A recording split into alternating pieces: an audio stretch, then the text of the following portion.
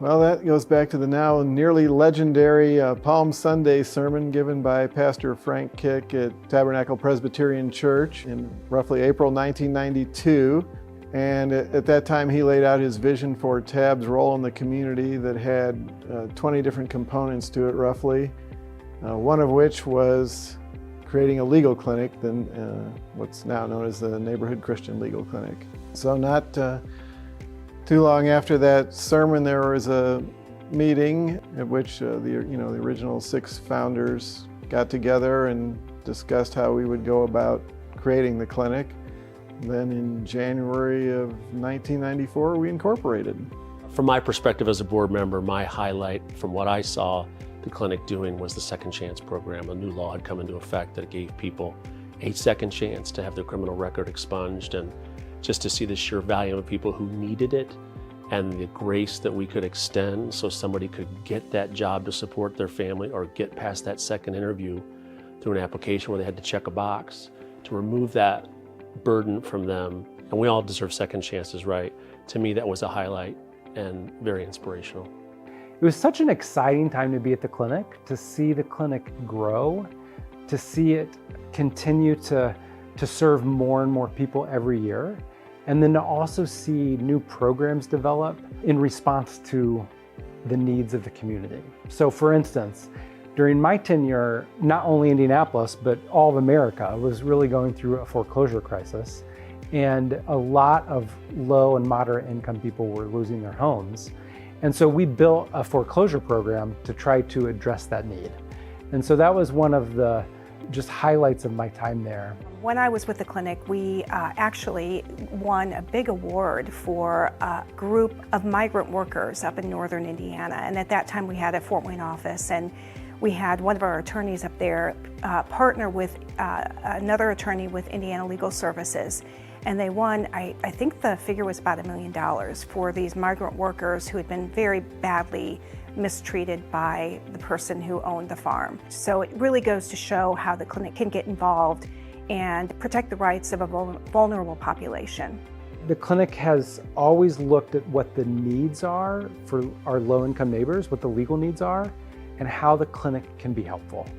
So that's how the foreclosure prevention program started, the tenancy work started, the expungement work started. Like, it started because the clinic staff and volunteers and partners identified a legal gap, and the clinic said, hey, we can step in and help address these needs. So in 2020, when the pandemic hit, at that time, all of our intakes and services were very much in person. We were not set up to handle any form of remote work.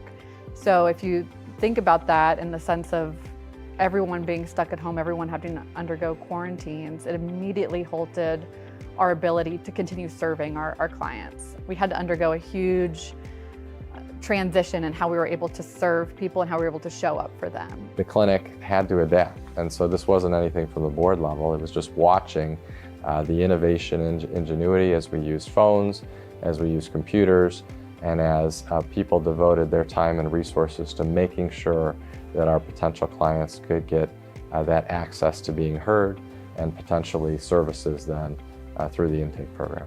What we really noticed during COVID-19 was as we were leveraging new technology tools that we hadn't used before, we were seeing a much greater need than we expected. And particularly what we were looking at was the legal education of our mission and providing Facebook Live sessions. And people were visiting and attending those in numbers we hadn't seen previously.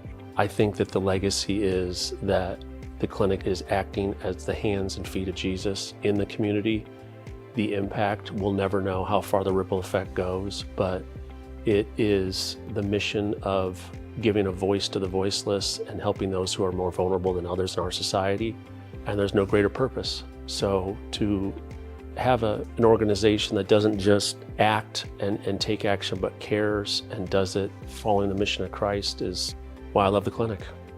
For me personally, I think it's been incredibly impactful that we are a neighborhood organization. I think we've kept that at the center of what we are ever since we started. And so even though we've expanded into other areas, I think it's always been very important to us to be immersed in the community that we're serving. What are my hopes and visions for the future of the clinic? First and foremost, it's to continue fulfilling the mission of serving our neighbors in Christ and through Christ.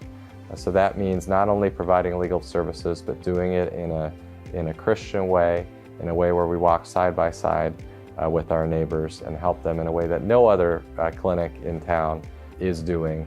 And that means showing compassion, that means walking with them in faith, and that means pursuing justice even when it's difficult. My hope for the clinic is that it will continue to lean into the needs of marginalized neighbors, and will continue to look for ways to meet those needs in innovative ways, and then it will continue to partner with other nonprofits and other churches to help meet those needs in really powerful ways.